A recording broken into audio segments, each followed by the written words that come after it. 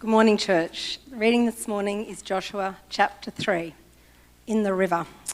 Early in the morning, Joshua and all the Israelites set out from Shittim and went to Jordan, where they camped before crossing over. After 3 days, the officers went throughout the camp, giving orders to the people. When you see the Ark of the Covenant of the Lord your God and the Levitical priests carrying it, you are to move out from your positions and follow it. Then you will know which way to go, since you have never been this way before. But keep a distance of about 2,000 cubits between you and the ark. Do not go near it. Joshua told the people, "Consecrate yourselves, for tomorrow the Lord will do amazing things among you." Joshua said to the priests, "Take up the Ark of the Covenant and pass on ahead of the people." So they took it up and went ahead of them. And the Lord said to Joshua, "Today I will begin to exalt you in the eyes of all Israel, so that they may know that I am with you as I was with Moses. Tell the priests who carry the Ark of the Covenant, when you reach the edge of Jordan's water, go and stand in the river." Joshua said to the Israelites, "Come here and listen to the words of the Lord your God. This is how you will know that the living God is among you, and that he will certainly drive out before you the Canaanites, Hittites, Hivites, Perizzites, Girgashites, Amorites, and Jebusites. See, the Ark of the Covenant of the Lord of all the earth will go into the Jordan ahead of you. Now then, choose 12 men from the tribes of Israel, one from each tribe. And as soon as the priests who carry the Ark of the Lord of all the earth, set foot in the Jordan, its waters flowing downstream will be cut off and stand up in a heap." So when the people broke camp to cross the Jordan, the priests carrying the Ark of the Covenant went ahead of them. Now the Jordan is at flood stage, all during harvest. Yet as soon as the priests who carried the Ark reached the Jordan and their feet touched the water's edge, the water from upstream stopped flowing. It piled up in a heap a great distance away at a town called Adam in the vicinity of Zarethan, while the water flowing down to the Sea of the Arabah, that is, the Dead Sea, was completely cut off. So the people crossed over opposite Jericho. The priests who carried the Ark of the Covenant of the Lord stopped in the middle of the Jordan and stood on dry ground, while all Israel passed by until the whole nation had completed the crossing on dry ground. Did you get all that? Man, there's a lot going on. My name is Caleb. I'm one of the pastors on staff at Harborside. It's a privilege to be with you. As Tony said, you have 100% attendance this year for church. Well done. Keep it up. You can even hold that over Dave and Pip, our fearless leaders who are still holidaying a bit, which is great. So thanks for being here. Beginning of a new year. I was thinking about starting the new year as I was reflecting on this passage from the book of Joshua, chapter 3. I'm confident in God's Spirit that He will say something to you this morning that's worth writing down or remembering. I don't know what that thing will be, but I'm confident that He will speak to us this morning through this wonderful and mysterious text. God is in the river. God is in the river. We're called into the river. And God is not done with you. Those are kind of the three things I bolded in my outline. Where does Joshua sit in the Old Testament? Joshua is the 6th book in the Old Testament. Genesis, Exodus, Leviticus, Numbers, Deuteronomy, Joshua. Joshua is sort of the sequel to Deuteronomy in many ways. We went through Exodus earlier in 2023. In the book of Exodus, the people of Israel have been in captivity in Egypt so long that they don't really remember who God is. They don't know who God is. They don't know His name. They don't know what He's like. And they don't know if He's stronger than the Egyptians or if He has their back. And Exodus is about God revealing Himself through a series of incredible events. And in Exodus, We learn the name of God. We see some of the character of God. We see what God can do. We find out that God is stronger than the Egyptian gods. And at the end of Exodus, we end in the tabernacle. That's the direction Exodus is going the entire time. We're getting towards the tabernacle, which is the first place since the Garden of Eden that God's presence has been with his people. And so in the tabernacle, God's presence there, and the closing scene before the credits roll in Exodus is God has descended on the tabernacle. Moses stands outside in between, and in the background you can see the nation of Israel, and the credits close. Leviticus picks up right there. Leviticus 1:1 says this, "The Lord called Moses and spoke to him from the tent of meeting." So we have this progression. We don't know who God is. God's presence is with us. In Leviticus, God is speaking to the people through Moses, and Moses is outside of the tent. The book of Numbers begins with the exact same line that Leviticus begins with, except for a different preposition. Leviticus is, God spoke to him from the tent of meeting. The next book in the Bible is Numbers, and it begins, the Lord spoke to Moses in the tent of meeting.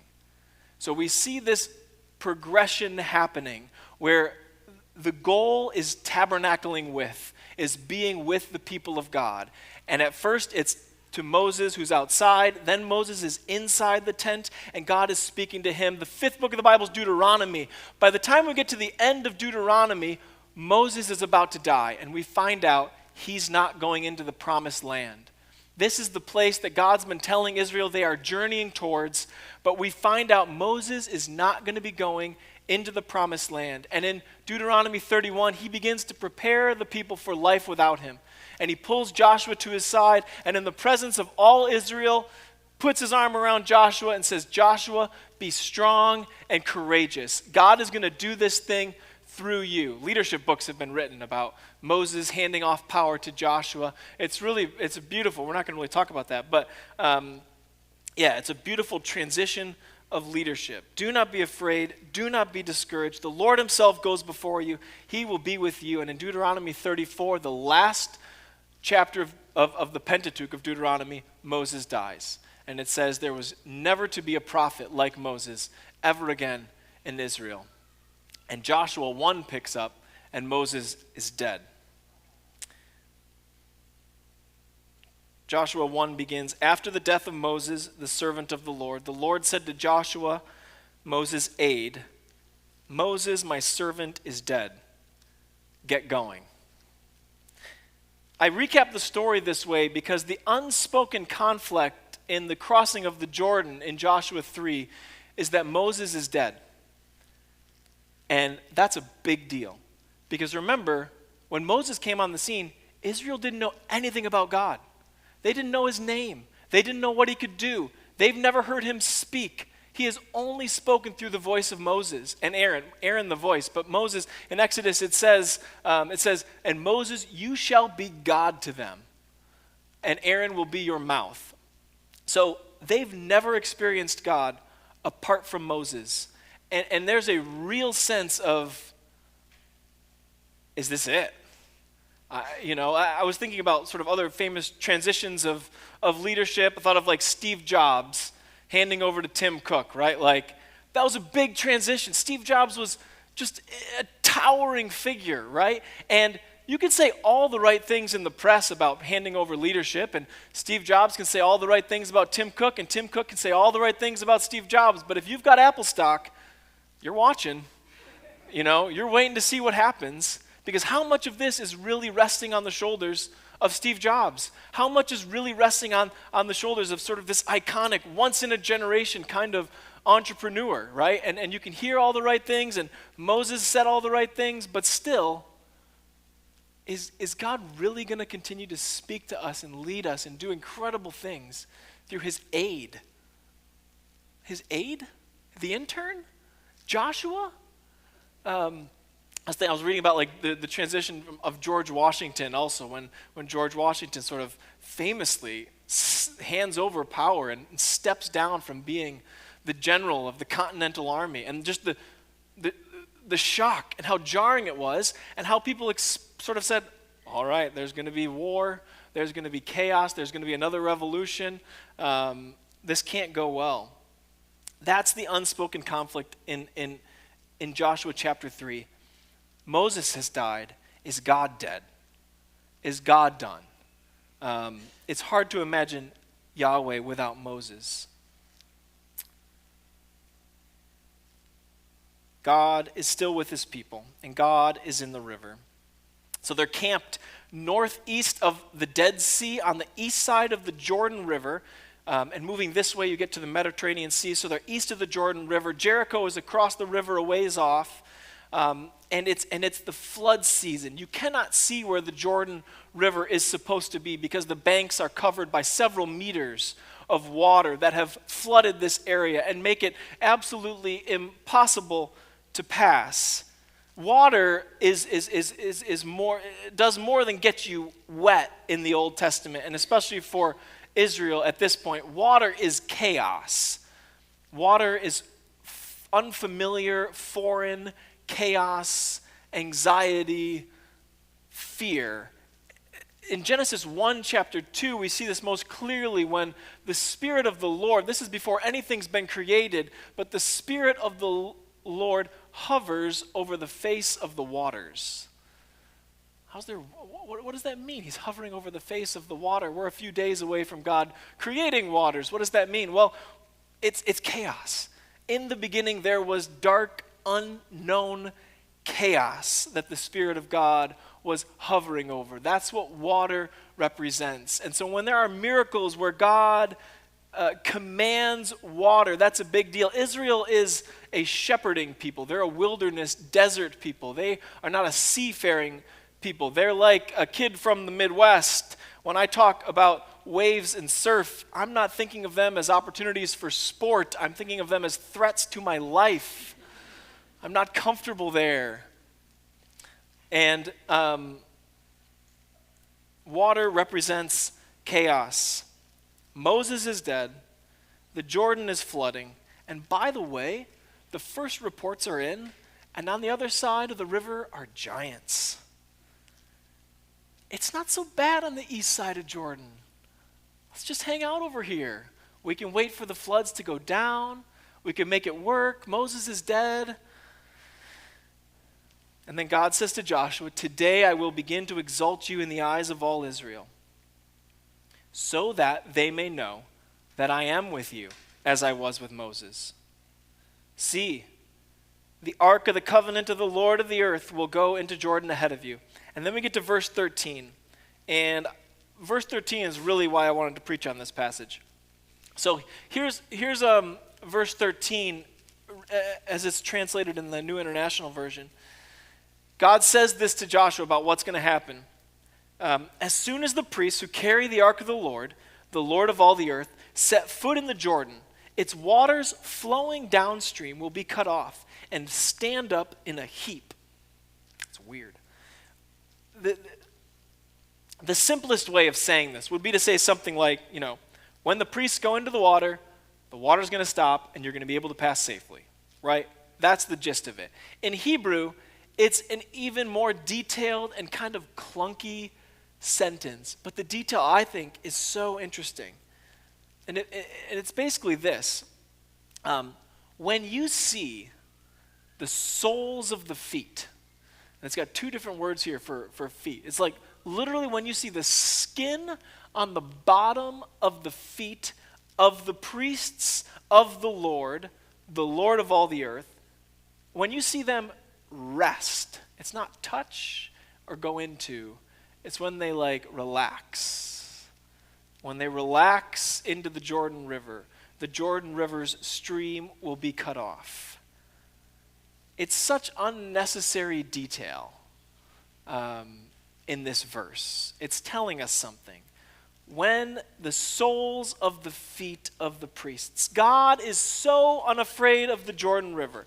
God is so in control of the situation. He is so in charge of the chaos of the water. God is so not dead that when the bottom of the feet of the people, carrying his presence in a box, rest in the water, the raging river 16 miles north is going to stop. I get the image of Jesus sleeping in the front of a fishing boat And he's with fishermen. They know how to handle a boat, but the Sea of Galilee has become rough and raging, and water is starting to come into the side, and they're getting worried. And how in the world is Jesus still asleep in the front of this boat? And finally they wake him up and they say, "Don't you care we're going to drown?" And Jesus couldn't be bothered. He says, "Don't you have faith? Be still." And the wind and the waves become still.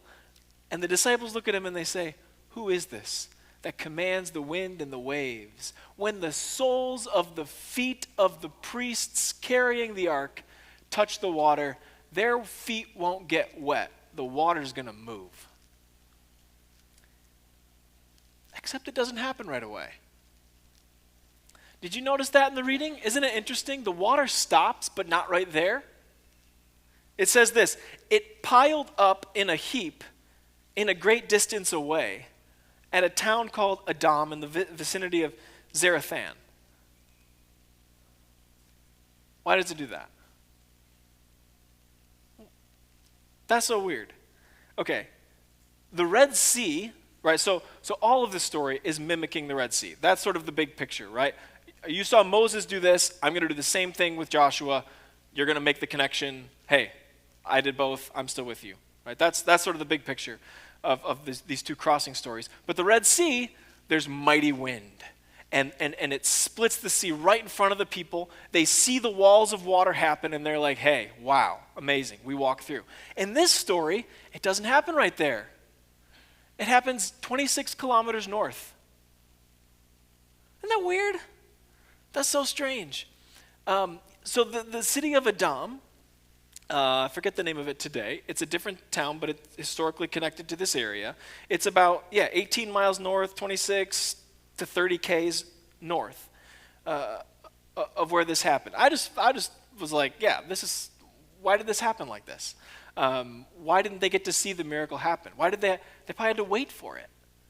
And it turns out, this is interesting.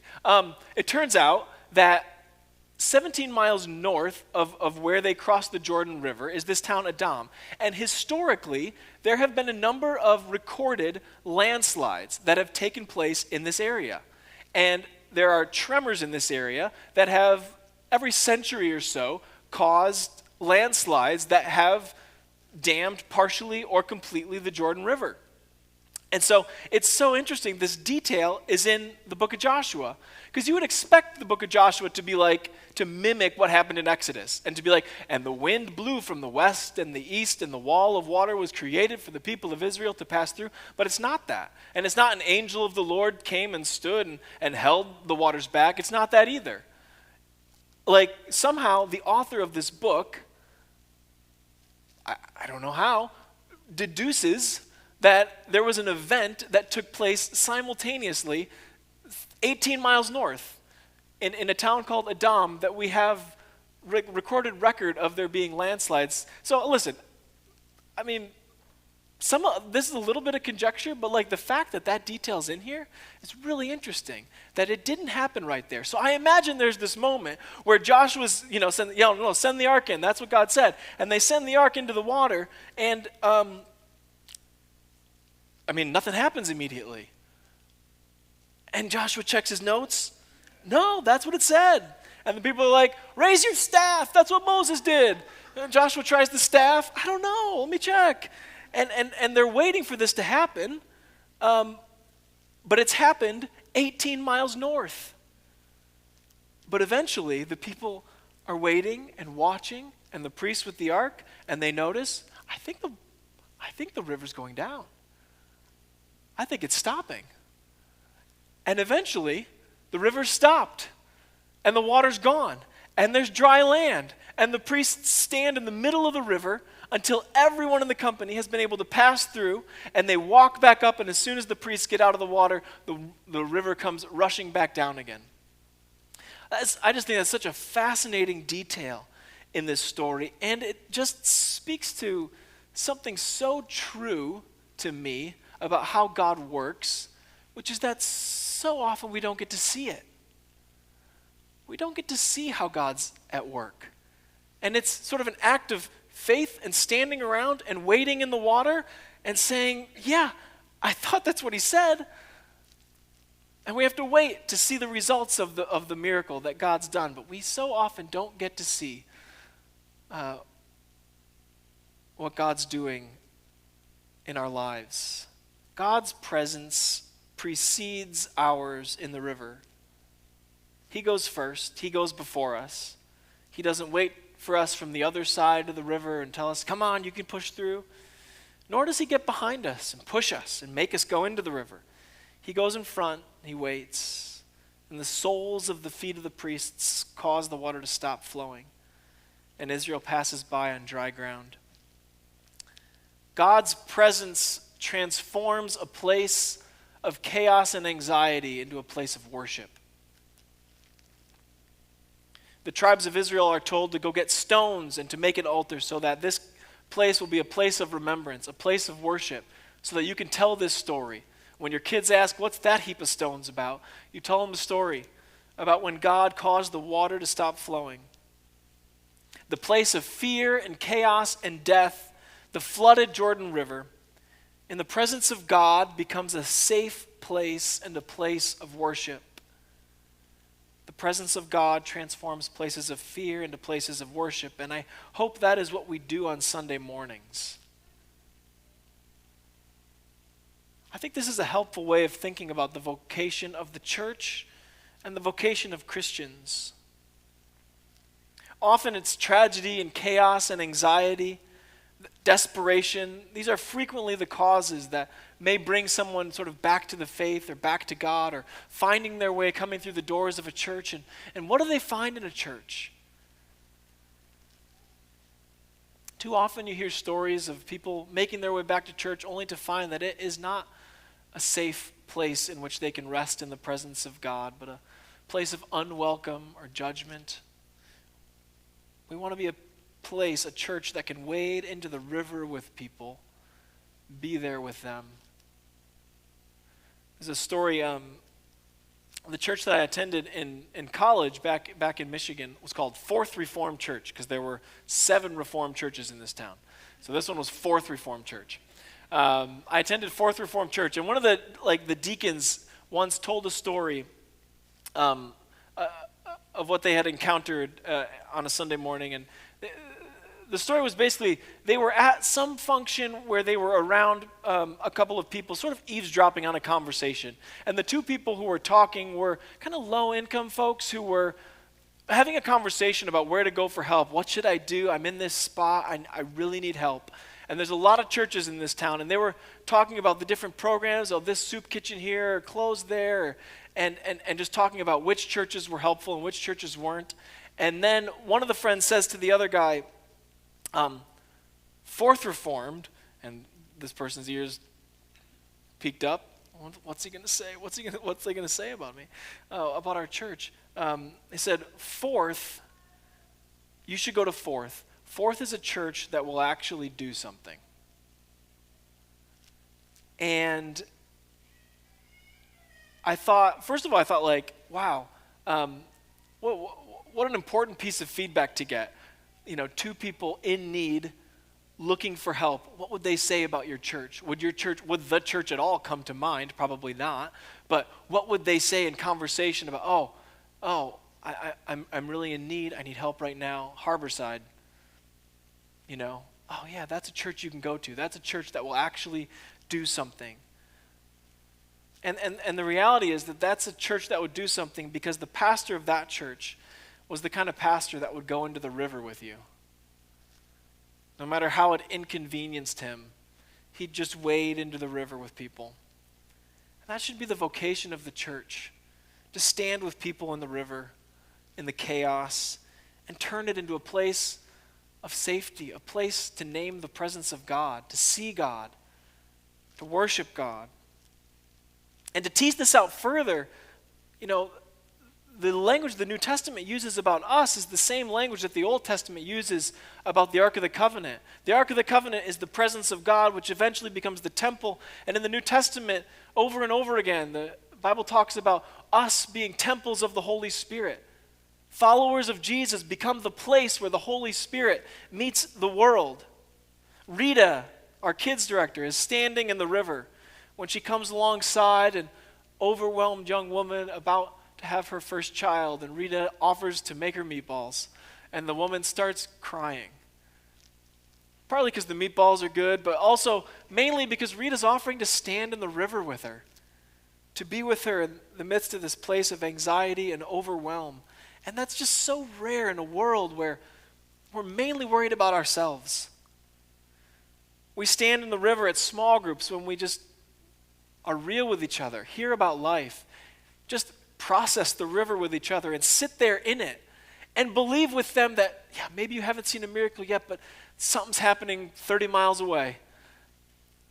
God's still at work. The story of Joshua crossing the Jordan is more relatable for me than the crossing of the Red Sea. In that epic tale, the people of God have been enslaved, and they're sort of in between the sea and an enemy army pressing down on them, ready to slaughter them or bring them back into slavery. And there's this miraculous event that happens in real time where the Red Sea's parted. It's an incredible story. But in this story, God's people are fine. They're doing okay. They're a second or third generation of faith. Maybe some of them remember the Red Sea, but mostly it's a story from the past. The majority weren't there. Moses is dead. Is God a relic of the past, or does God have something more for them? And the miraculous sign that they're looking for doesn't happen right in front of their eyes. It takes time. I get this, people. At the outset of a new year, it's hard to imagine that God really has something or anything new for me this year. Everything's fine. Another year, same old, no complaints, but I'm fine. Chuck DeGroat, in his book Leaving Egypt, writes this: faced with the daunting prospect of moving forward or embracing a life of greater flourishing, we find ourselves losing hope. The sex addict returns to his favorite pornographic sites. The workaholic returns to his busy schedule, knowing that his schedule kills any chance of intimacy with his wife or children. The angry wife defaults to her husband's defensiveness, squelching his spirit. The abused woman returns to a relationship where she knows she'll be used rather than loved. The religious addict defaults to her legalistic ways, judging others rather than embracing the love God has for her, even in her failures. Over and over again, we choose to return to Egypt instead of daring to enter the promised land. We settle for less than the life for which God made us. I was reading about carrots this week. Those carrots. And carrots need soft, sandy loam, is what Google told me is the best soil for carrots. They need soft ground because they're not really strong enough to push through things in front of them. You don't want compact, rocky soil. Sand that's soft, porous. Otherwise, you end up with carrots like this. And I saw these carrots, and I thought, yeah, that feels right. Like, that feels like me. Doesn't it? Doesn't that feel a bit like what your spiritual life feels like? Kind of stunted and off to the left and twisted around. And, these carrots, they persevered, they found a way, but, they're not really what carrots are supposed to look like. Living in a city, I think in particular, leaves you with less space, less time, less money.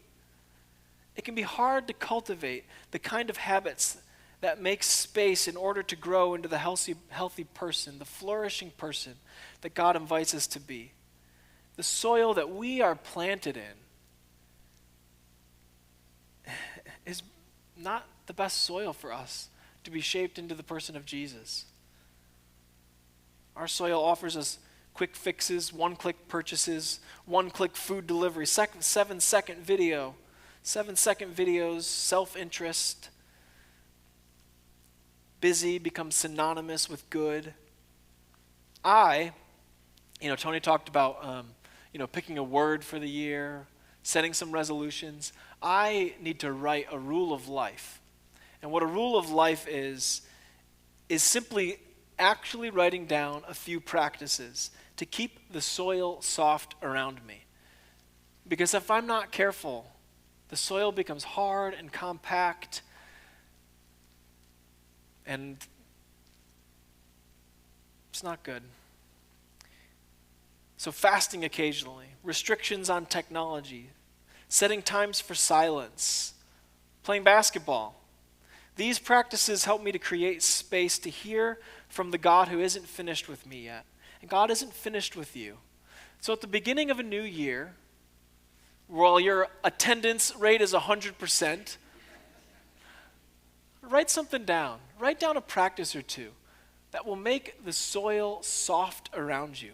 In a busy world where the soil is not conducive to hearing from God, to believing that God is not dead, that God is not finished with you yet, write down a couple of things that you can do to just make the soil soft around you so that when he calls you into the river, you can see him there and you can follow in faith.